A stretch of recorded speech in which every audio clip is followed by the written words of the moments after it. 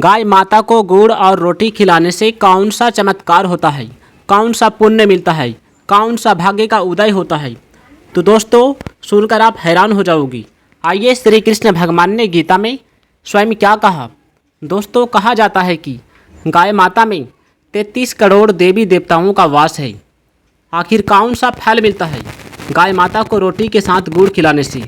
दोस्तों जो भी व्यक्ति या कोई भी औरत गाय माता को रोटी के साथ गुड़ खिलाता है तो उसका अधूरा काम भी पूरा हो जाता है।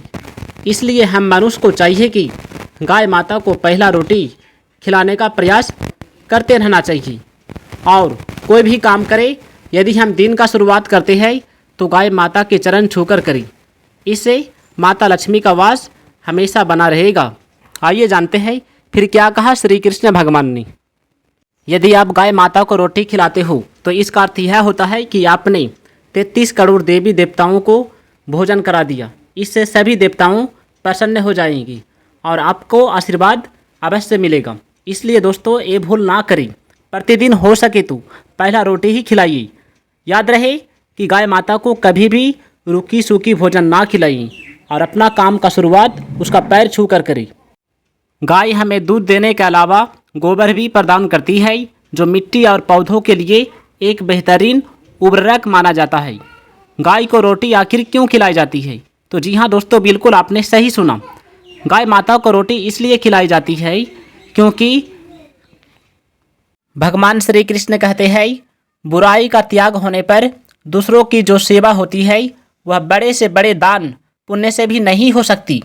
इसलिए बुराई का त्याग भलाई का मूल है। जिसने बुराई का त्याग कर दिया है वही प्राणी मात्र की भलाई में जुट सकता है।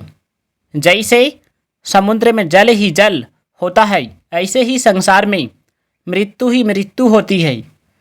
संसार में पैदा होने वाली कोई भी वस्तु शाश्वत नहीं होता, वह हर क्षण मृत्यु की ओर बढ़ता चला जाता है। इसलिए संसार को मृत्यु सागर कहा गया है। मनुष्य में अनुकूल एवं प्रतिकूल दोनों आदतें रहती है। सांसारिक घटना, परिस्थिति तथा प्राणी पदार्थों में अनुकूल प्रतिकूल आदतें राग द्वेष उत्पन्न करके मनुष्य को संसार में बांध देती है। मनुष्य जिस भाव से भगवान की शरण लेता है उसी भाव से भगवान उसे आश्रय देता है। मैं क्या हूँ इसका तो पता नहीं, पर मैं हूँ इसका सबको पता है। मैं क्या हूँ की खोज लेना ही ईश्वर को पा लेना है। मन भगवान में लगाने से संसार का चिंतन नहीं होगा और बुद्धि भगवान में लगाने से मनुष्य को संसार के आश्रय की आवश्यकता नहीं रह जाएगी। संसारिक सुख पदार्थ कर्म करने से प्राप्त होते हैं, लेकिन भगवान की प्राप्ति भावना द्वारा होती है। कर्मों को भगवान को अर्पण करने से व्यक्ति आसानी से भगवान को प्राप्त कर लेता है। किसी एक विषय में होशियारी प्राप्त करने के लिए बार बार प्रयत्न करने का नाम अभ्यास है। मन पर नियंत्रण ध्यान तथा अभ्यास द्वारा किया जा सकता है, ज्ञान द्वारा नहीं। कर्म हो लेकिन लगाव न हो तथा फल की इच्छा न रहने से कर्म फल त्यागी व्यक्ति आसानी से सांसारिक बंधन से मुक्त हो जाता है। शरीर, इंद्रिय, मन, बुद्धि, योग्यता, सामर्थ्य, पदार्थ आदि जो कुछ मनुष्य के पास है वह सब का सब संसार से ही मिला हुआ है। उसका व्यक्तिगत नहीं है, अपना कुछ नहीं है, अपने लिए कुछ नहीं चाहिए तथा अपने लिए कुछ नहीं करना है। यही कर्म योग का मूल महामंत्र है। जीव स्वयं चेतन और अविनाशी है तथा संसार जड़ और विनाशी है। त्याग असीम होता है। संसार के संबंध में तो सीमा होती है, पर संसार के त्याग में कोई सीमा नहीं होती। त्याग करते ही परमात्मा की प्राप्ति हो जाती है। सुखियों से मित्रता। भगवान श्री कृष्ण कहते हैं दुख पाने वालों की अपेक्षा दुख देने वालों पर दया होनी चाहिए, क्योंकि दुख पाने वाले तो अपने पिछले पापों से छूट रहे हैं, पर दुख देने वाले नए पाप कर रहे हैं। इसलिए दुख देने वाले दया के विशेष पात्र है। भगवान का भक्त सुख दुखों की प्राप्ति में सम रहता है, उसमें कोई विकार उत्पन्न नहीं होता। भगवान को तो सभी प्रिय है, परंतु भक्त का प्रेम भगवान के सिवाय कहीं नहीं होता।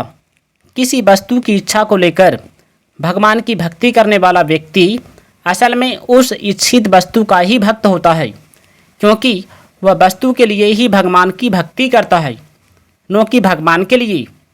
सांसारिक चतुराई वास्तव में चतुराई नहीं है, क्योंकि उससे अंतकरण में जड़ पदार्थों का आदर बढ़ता है, जो मनुष्य के पतन का कारण होता है। शरीर का मान अपमान होने पर भी अंतकरण में कोई विकार पैदा नहीं होता। यह समता में स्थित भक्ति की पहचान है। मनुष्य में संपूर्ण प्राणियों के प्रति करुणा का भाव पूर्ण रूप से भले ही न हो, पर उसमें किसी प्राणी के प्रति अकरुणा निर्दयता का भाव बिल्कुल नहीं रहना चाहिए। आइए जानते हैं भगवान श्री कृष्ण ने क्या कहा। सबसे बड़ी बात, गुरु की सेवा करना शिष्य का कर्तव्य है। अगर शिष्य अपने कर्तव्य का पालन न करे तो उनका नाम शिष्य तो रहेगा, पर उसमें शिष्यत्व नहीं रहेगा। गुरु का कर्तव्य है शिष्य का कल्याण करना। जब तक गुरु शिष्य से कुछ भी धन मान बड़ाई चाहता है, तब तक उसमें गुरुत्व न रहकर शिष्य की दास्ता रहती है।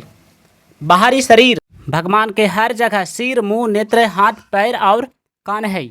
उनका दर्शन कहीं भी किया जा सकता है। भगवान सबसे प्रेम और अपनापन रखते हैं, लेकिन किसी से मोह नहीं रखती। जो उत्पन्न होता है वह कार्य कहलाता है, और जिसके द्वारा कर्म 3 प्रकार के होते हैं: कर्मेंद्रियां, ज्ञानेंद्रियां और मन। बुद्धि एवं अहंकार। कर्मेंद्रियां स्थूल है, ज्ञानेंद्रियां सूक्ष्म है और मन, बुद्धि एवं अहंकार अत्यंत सूक्ष्म है। जिन योनियों में बहुत सा सुख प्राप्त होता है उन्हें सत्य योनि, तथा जिनमें बहुत सा दुख प्राप्त होता है उन्हें असत्य योनि कहते हैं। गुणों के आधार पर ही प्राणी को सत्य या असत्य योनि प्राप्त होती है। महापुरुषों की कभी निंदा न करें, यह अवनति का कारण बनता है। सूक्ष्म से सूक्ष्मतम और विशाल से विशालतम सभी प्राणियों में परमात्मा समान रूप से स्थित होता है। परमात्मा किसी में छोटे बड़े या कम ज़्यादा नहीं होते। घर के अंधेरे को मिटाने के लिए तो प्रकाश को लाना ही पड़ता है, लेकिन ईश्वर को कहीं से लाना नहीं पड़ता। वे तो शाश्वत है, सदैव है, हर स्थान में मौजूद है। भगवान श्री कृष्ण कहते हैं कि जीवात्मा को कर्म और फल की इच्छाओं में बांध देता है। दोस्तों, यदि वीडियो अच्छी लगे तो वीडियो को लाइक कीजिएगा, चैनल को सब्सक्राइब कीजिएगा और कमेंट में जय श्री कृष्ण, राधे राधे अवश्य लिखिएगा। जय श्री कृष्ण।